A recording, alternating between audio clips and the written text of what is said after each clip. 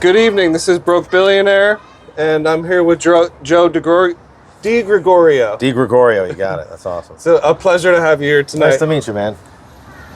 So we're here. I'm just looking to gain some clarification on the school budget and any transparency you might add to the Brass Mill site that's being redeveloped for the DPW. So go right ahead. All right. Well, I love New Milford. It's a great town, and I'm glad that you have me on your show. I hope your video gets a couple hits. Because I seem to be a hot topic in the Save Our Schools community. Yes. Of late. I was hoping to explain that I'm not trying to be malicious. I don't hate the school district. I do in fact have children in the schools. I've just watched year after year after year where the school population is continually declining, right? We have closed schools. We recently closed a municipal office building and consolidated it into the intermediary school building. Yes. Right? We've lost so many children in our school district that we could actually utilize an entire wing of the school for the Board of Education, right? And it costs many hundreds of thousands of dollars to make that investment. Capital projects have slowly been transferred from the school to the town, things like the roof project, oil tank repairs, large building repairs and those sorts of things. And we've never actually realized any savings from any of these items, right? So over the years, I've asked for very specific metrics at the school board meetings. I find it odd that people would say that I don't really pay attention to the budget or read through the budget. That's actually one of the things that I do tend to do. I don't always do it immediately before the presentation, A lot of times I don't even get the books until the day of the budget hearings, right? Okay. So if I can't come to the first one or two budget hearings, I don't get my budget books, right? I will scroll through them, topographically, on my iPad or on my phone or something like that. A lot of the times I find that a better way to kind of keep track of things. I can highlight and screenshot pages and dollar amounts and that sort of stuff. But a lot of the times I don't get the books right away. But I do look at per pupil spending. That's a very important metric. Administrators per student, right? Teachers per student. Those are very important things to look at. Mm-hmm. And when you start looking at some of these things, we've effectively doubled our per pupil spending over the last 20 years when we've had a precipitous decline in student population of 1,600 students, right? Understood. And the lion's share of that has been over the last 10 years, since 2015, right? It's been roughly $1,000 plus or minus per 1,000 students, and plus or minus a $10,000 increase, $9,000 increase in per pupil spending since 2015. As a result, I started looking at the statute, and I said, we probably could qualify if we wanted to ask for an actual reduction in the Board of Education's budget based on this overarching metric that we would have to see. Now, it was just a spitball sort of thing, right? It was like, hey, just looking at it, we probably could ask for that. And I did bring that up at the beginning of my presentation of my idea at the meeting, right? Okay. But my cursory survey of the crowd, right? Hearing the people in the back going, oh my gosh, right? And then looking to the people sitting next to me, at the table on the Board of Finance, no one would have cut the budget below. You know what I mean? That's a very difficult thing to do, let alone, as you can see, the allergic reaction that the district has had to it, right? Yes. So my alternative was, hey, let's just come up with a number. I picked $20,500 per student, plus or minus, by the 81 students that I said I could pick, right? Yes. For the previous one. Again, sort of arbitrary, but again, not really, because we're expected to lose from the Board of Education's own presentation and her correspondence with the Board of Finance and Town Council and her answer to the questions that we posed, right? Mm-hmm. Another 95 students this year. That's from their projections, their own projections, right? Yes. So the 80 is kind of like, hey, I'm not shooting for 95, right? Mm-hmm. Let's carry the same number, 80, but subtract the overall per pupil spending, and that ends up with a cut to the budgetary request of $1.6 million. Now, that keeps us out of, to the best of my knowledge, right? Mm-hmm. Keeps us out of the statutory minimum budgetary requirement, which is last year's budget plus the increase of to the grants portion that the town receives in the budget, right? They don't want you to cut the budget, right? Yes. And still receive more money, because then you're effectively profiting from the district, right? Understood. Right? So the increase is plus or minus $54,000. It's page 44 in the budget book. The school district at the end of the day is getting over $1 million more than they got the previous year, right? Okay. Right? Now, when I look at that, I go, okay, so they were planning on cutting 9 teachers this year in their budget, right? 2 first grade teachers, I think a Spanish teacher, an ELL teacher. There's a whole list in the budget you can go through and you can take a look at that. Okay. They were going to replace that with a few other teachers in the district that we don't currently have. I think a technology teacher and maybe a middle school Spanish teacher, but then also like 2 more assistant principals, right? Another administrative position, a secretary, right? And I mean, all these other positions that I would consider administration. So the additional funding, they're going to remove teachers from the district, right? Hear me out. Yeah. You're going to take away the actual people that are teaching the kids, right? And replace it with more administrators. Like, maybe that's not a great idea. We have the same number of administrators in the proposed budget, maybe even 1 more, because there's 2 half assistant principals that they were going to add. Okay. We would have 1 more administrator today than we had in 2015 with 1,000 less students. Mm-hmm. Right? I mean, to me, that like you're headed in the wrong direction. You're removing teachers, you're adding administration, right? Now, yes, albeit 100% my opinions, you could disagree with me. You can go to the budget, you vote in the budget box, vote no too low, vote high too low, whatever you want to do, right? You vote yay too low, doesn't really matter to me. We can all disagree, right? So this was just my idea, right? Okay. And honestly, I threw it out there, and the board voted for it. I mean, I will say, I do have conversations with other board members, Mm-hmm. This was an idea that honestly I didn't think was going to pass. From my original, conversations with the people around the table, I spoke to Diane Clafe, I spoke to Joe Troiano, I reached out to Ellen, I don't think she ever got back to me. I can't say I've ever spoken to Walter Bayer on the phone, so I didn't speak to him. But, I mean, like, of those people, the decision wasn't, I was surprised it passed.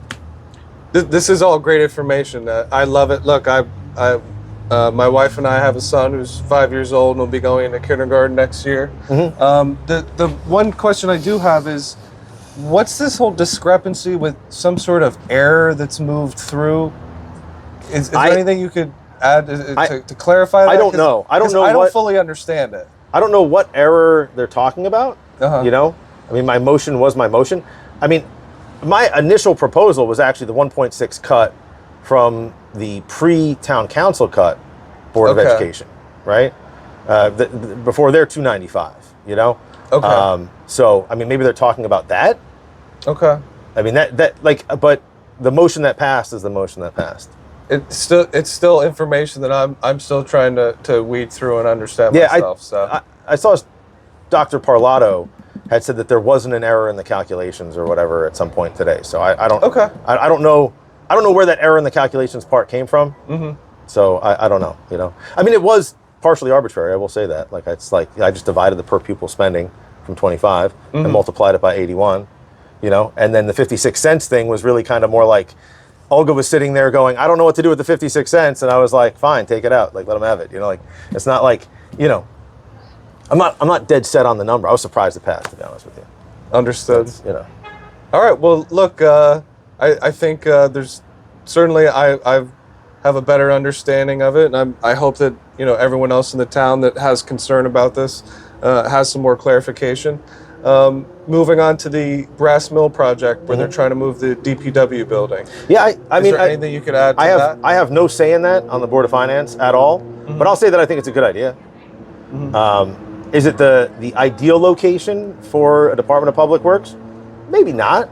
I mean, the bridge, the bridge going around, it is needed. The complex, I'd actually like to see that site be like a true municipal complex, right? Mm-hmm. Let's consolidate all municipal services to one location with a nice parking lot, I mean, I'm in the development industry as a project manager, and I've been superintendents in the past, and I have worked on and around sites that have contamination. And the hardest thing is getting past that contamination to get a profitable project out of the ground, like a project that would be designed to actually make money, right? Yes. And that makes a site like Century Brass very difficult because of the type of contamination that's there. they were using, it was a brass mill, right? So they would have like all those cleaning agents and everything. And apparently, from what I understand, and again, I've never been in there, but from what I understand, there were like open pit cesspools where they just dumped chemicals, Correct. cleaning agents and all that sort of stuff. And you'd have to either cap it or try to remove it and mitigate it, but where do you send it? I mean, part of the problem, from what I understand, with the previous contractor was actually getting rid of the PCB contaminated steel. I think that was part of that dispute. I don't know. Yeah, that was a number of years. It was only a few years back. I mean, it was like 2015, 2016, something like that, 2017. Because that was when the work was done. The grant was actually done under Daniel Malloy. Daniel, was that his name? Daniel Malloy? Dan Malloy. Dan Malloy. Yeah, no, but it was Daniel, not Daniel. Dan? It was Daniel, Danel, right? I don't know, whatever. It's a weird thing. He actually gave a grant to the town, or he signed the grant. I want to say it was $2.5 million to do that work to take the buildings down. And part of that was a proposed, I believe it was a move of some municipal something. I'd have to go back and try to find that document. I think it might have been the moving of a DPW to that site to take down the building was part of it. He actually says in his declaration something to the effect of like, it's going to be good for the town, this and that, yada, yada. And I think part of it was actually a clean energy, hydrogen recapture or energy fuel cell or something like that was like part of that design. There's going to be some solar, some fuel cell, some other stuff going on there with like a long-term vision. The solar, I think right now... That was Candlewood Mountain, right? The solar thing was the other yeah, one. well, I think right now New Milford, aren't they... they've reached their capacity as far as solar, what they can sell back to the grid, to Eversource? I have no idea. Yeah. The town? Maybe not. I might be... Like the town as a whole or the town as an entity? I think the town as far as homeowners. I'm not sure if it's as far as the town entity. But more research needs to be done by me, certainly, regarding that. But it's just something that sparked my mind. No, I don't know. This was like you're going back to like the early 2000s, right? Okay. Maybe 2010, something like that, right? Okay. That site got taken over by the town, I want to say in 98, after it went into tax foreclosure, right? Because the business wasn't profitable, it was sitting there, no one wanted it. I think some people looked at it to do like some cinema stuff at one point. It was like, there's a lot of really interesting history around that. But the site isn't great because it is over the aquifer, but it's kind of like, what else are you going to do? You already have a contaminated site, right? Yeah. So if you could put in a DPW barn that has all the proper modern stuff to capture all the fluids and the oils and all that sort of stuff, right? You put in the oil septors, the separators, Yes. right? The same thing on the stormwater collector. You still have to do that in a parking lot. Yes. If you put a parking lot down the road, you got to put in the oil separators and stuff because cars leak oil, Otherwise it ends up in the aquifer. So Understood. yeah. All right. Was there anything else that is coming to your mind? The only other thing is the teacher cuts. That really bothers me. I really want to address that because I don't know where these numbers of 60, 70, 100 teachers, 109 teachers are going to be cut, all this sort of stuff.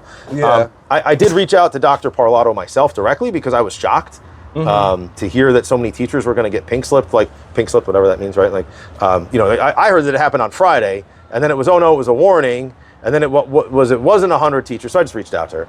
And basically, in the response that I got, and I'll kind of paraphrase, right? Yeah. So there's a bunch of statutes associated with when you have to fire a teacher, right? Okay. So if you know that you're going to have a budgetary reduction that's going to result in layoffs, right?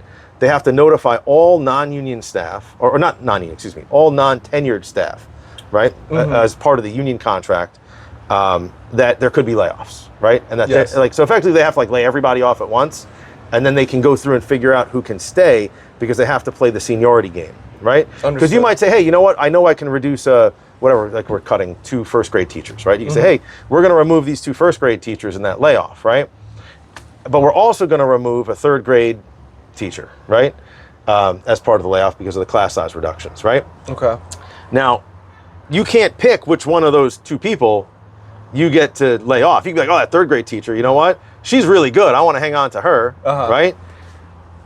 And we're going to let go of the 1st grader. If the 1st grade teacher has seniority, they could have to, and the union does these sorts of things. Now, I don't know if that's a perfect explanation of the scenario, but it is something to that effect. So what Dr. Parlato said is that of the people who got a notice, right, it should be like 60 something to that effect.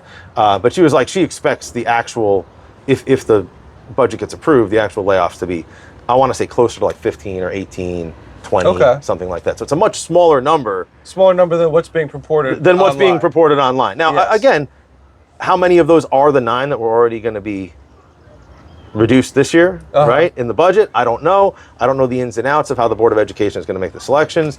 But I feel like that's a much less scary number, right? Yes. You know, like 15, 20, 18, something like that, right? Better than hearing 60, 80, 100, right? Yeah. I mean, that's kind of scary. So, you know, and again, like I don't want anyone to get laid off. That's not my intention. I'd much rather have them look at other things, right? Look at the administrators, look at the, you know, interventionists, or, you know, stuff like that. You know, the you know, I don't know, math coaches or something to that effect, right? Like, you know, and find creative ways to, you know, to keep the teacher body and keep the programs and keep the stuff for the kids, and lose some of the bureaucracy. Yes. Right? Give the teachers a little bit more freedom to actually address the students the way that they need to be taught. Right? I mean, one of the things I've been saying for years is we have one tag teacher for K through 8. Okay. That's one talented and gifted teacher for all the way until you get to high school. Wow. It's kind of crazy, right? Yeah, that is pretty crazy. I mean, like, you'd think we'd have a nice firm program for the talented and gifted kids here, right? All right. Well, Joe, I appreciate your time and energy and you coming out tonight. Beautiful night to be here All and right, talk. PJ. Thank you. Thank you, sir.